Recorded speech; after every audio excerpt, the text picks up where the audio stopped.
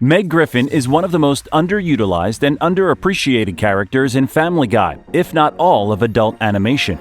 She started out as a regular teenager looking for a place in the world, but as the series progressed, Meg and the views on her changed dramatically. Years of bullying at school and abuse at home led to Meg finding ways to get what she wanted and pursuing some interesting and sometimes illegal outlets. However, she didn't start off looking to take out her frustration and desperation on others. The first time Meg was the focus of an episode was in episode 2, I Never Met the Dead Man. Meg had to beg for one of her parents to take her out driving so she could get her license. During this outing, Peter wound up wrecking the car into a satellite dish, resulting in the entire town being without TV. Peter, fearing the consequences, allowed Meg to take the blame with the promise he would buy her a new car. Meg was just as easily manipulated in the following episode, Chitty Chitty Death Bang, where in her need to gain friends, Meg unknowingly walked into a cult meeting full of impressionable kids waiting to take their own lives. In Season 2's Love Thy Trophy, Meg found a way to trick people in order to get money for a Prada bag. While the neighborhood was concerned with building a float together, Meg took Stewie into her new job, telling customers he was her son to gain sympathy.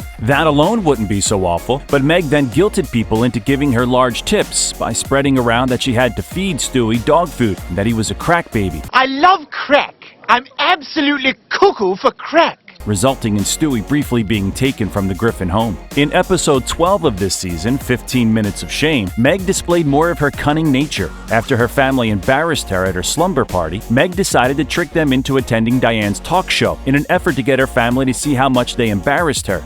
This wound up backfiring with the Griffins being asked to star in a reality show, but it was a glimpse into Meg's more demanding and aggressive side that would develop. Meg wouldn't be the spotlight again until Season 3. While this is the season that featured the first viewer male storyline, we're only including the episodes The Kiss Scene Round the World and Fish Out of Water. The first of these stories put Meg in an incredibly vulnerable situation in which, thinking she was about to die, she gave her first kiss to Neil Goldman. This led to Neil taking things way too far and harassing Meg to the point where she had to give a brutal teardown of him on the local news. While Meg clearly hated how Neil acted, she was the only one to step up and try to help when Neil was found standing on the edge of City Hall, looking as though he was going to jump. The latter of the two stories revolved around Meg, desperate for a fun spring break, feeling as though she was the odd one out among her peers. Her attitude in this story is further exaggerated the next time Meg is center stage in Don't Make Me Over. During the previous story, all Meg had done was complain and mope, with her only hint at being willing to do anything illegal being mentioned when Lois was meant to steal an ID for Meg to use.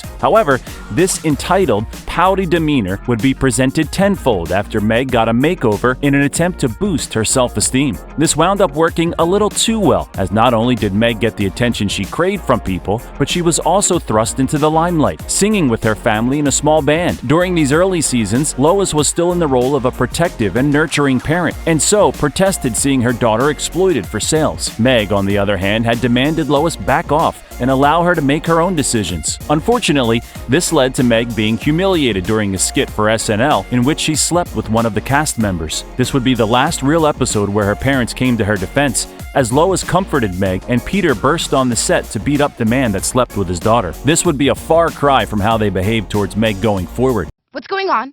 I heard a noise. Is somebody downstairs? Oh, God, Meg, you startled me. I'm sorry. With the next story involving Peter selling Meg to Neil in order to pay off a debt to Mort. After being used for slave labor and only being allowed to leave when Neil was blackmailed and tore up the contract, it's no wonder why Meg was so off the rails in the next episode she would be a focus in, Barely Legal. In this episode, Meg was distraught at the idea of going to the school dance alone and came home threatening to take her own life until Brian offered to accompany her as her date. When compared to how Meg was treated in 8 Simple Rules for Buying My Teenage Daughter, it's really no wonder why she became so attached to Brian. Seeing him speak up for her and then the two sharing a kiss led to Meg believing there was more between them than there really was. This is also the first time we really see the more deluded part of Meg's mind. After refusing to let Brian end the odd tension growing between them, Meg decided to kidnap the canine, luring him with dog food before knocking him unconscious. This would be her first real criminal act in the series. The very next episode, Road to Rupert, showed Meg trying to go back to her old ways of being as helpful and kind as possible, offering to drive Peter around after he lost his license. This didn't work in her favor, as Peter and his friends quickly took advantage and pushed Meg to the edge, leading to her assaulting another driver in a fit of road rage.